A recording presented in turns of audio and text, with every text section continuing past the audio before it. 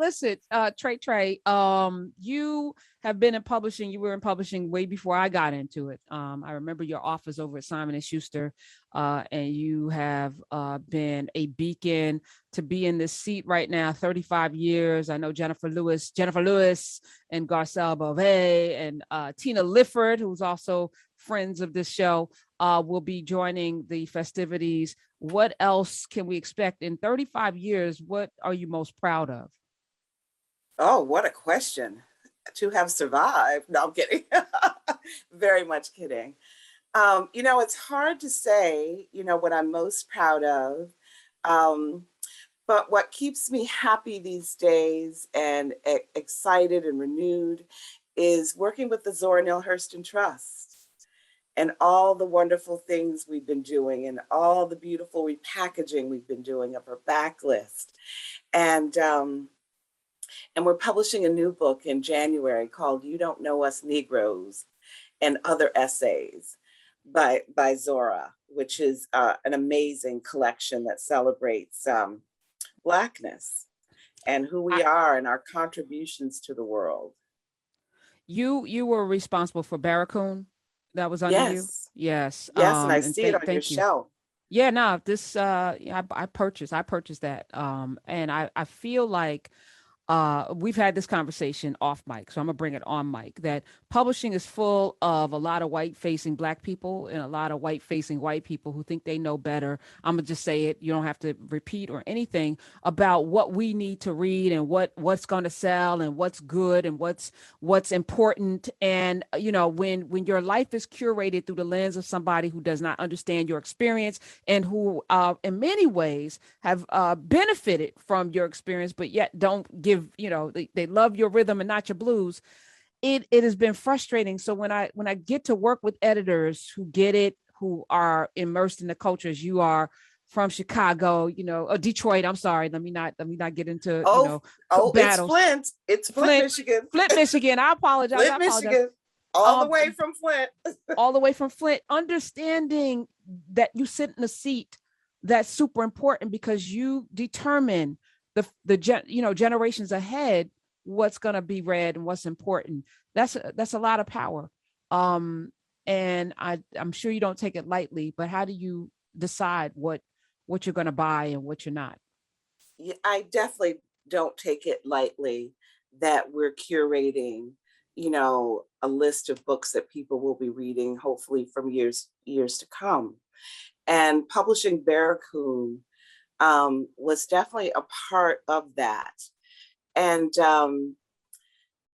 when I read that book, it brought me to tears just to think that, it shows that Kosala was going through the same things that we were going through today, with his son being murdered by the police and all the disrespect and all of this after he'd contributed in so many important ways. And this was the account of the last person that was on the last instance. So 50 years after slavery was outlawed in the US, some guys thought they'd get a ship together and go to Africa and get some people anyway. And they did. It was 110 people that they brought to the US. And so Kosala experienced, living in Africa, and he was kidnapped like in the middle of a ceremony where they were training him for his manhood. So he's kidnapped then. So he experienced being kidnapped, traveling through the Middle Passage, if traveling is the word one should use, but being kidnapped and brought to America, endured slavery, and then it was emancipation. And then he lived in the US thereafter, as a free person. So he experienced the entire trials and tribulations, and he shares it in his memoir that Zora Neale Hurston went down to Alabama to get from him. And it's beautifully written as only Zora could, and it's just super moving. And then Deborah Plant, a scholar, a Zora Neale Hurston scholar, contextualized the book, put it in place, its place in history, and all of that with her introduction and notes. And it was a bestseller. It was a surprise bestseller. and it was #2 on the New York Times bestseller list. You know, when people were questioning whether or not people would read a book in dialect, and you know, not recognizing that their eyes are watching. God is in dialect, and she is a master of it. So I don't take lightly being able to acquire books and bring them into the world, and I try to do it as thoughtfully as possible, and try to feature topics and concerns that we need to be focused on. You know, such recently I published "We Are Each Other's Harvest," which is about the history of Black people in farming. You know, America used a lot of the practices brought over from Africa. And then the minute we stray away from them, all our foods are poison and toxins and all kinds of things we're suffering with these days. So it's a beautiful book by Natalie Brazil, who wrote Queen Sugar. I was going to ask you that. I'm going to ask you to send me a copy of, because I think that's going to be in the gift bag for our next Healthy, Wealthy, Wise conference in 2022, which we're planning for March. I'm going to get that book because we get to choose where we spend our money. And if we aren't conscious about whose careers we're helping to support, we do that, right? So we have to be purposeful. Purchasing 300 copies of a book has an impact on that author, has an impact on that imprint, has an impact on you. And I'm just one person. And if everybody else has, maybe not a conference, but, you have a school, if you're a teacher or principal listening, or if we have with our dollars the opportunity to shift culture and perspectives. And I think we should lean into that, because we do have that power, especially Black people that spend 1.5 trillion. Where we spend our money can shift the world. And I think we should do that. And then the Secretary of Agriculture is aware of the book and very much support it too, and think it's very important for people to read. Okay. And then Amistad did a book. And Amistad did a book with the National Museum of African American History and Culture. And so I'm really, really proud of that too, which is called "Make Good the Promises." And it's is that with Lonnie Bunch? No, because he's no longer there. And I did it with Kinshasa Condwell and Paul Gardulo. And the Kinshasa is the deputy director there. And it's about Reconstruction and how we're going through another Reconstruction today. Too short-lived, I think, but we're going through a Reconstruction. Talk us through. We're talking with Tracy Sherrod, editorial director of Amistad, which is a division of an imprint of HarperCollins. They are celebrating its 35th. They are celebrating their 35th anniversary, or it is celebrating its 35th anniversary, since we're going to be grammatically correct. This Wednesday, they're going to have a virtual celebration online, of course, October 20th, 7 p.m. Eastern. Tina Lifford's going to be there, Garcelle in her housewife regalia, and Jennifer Lewis.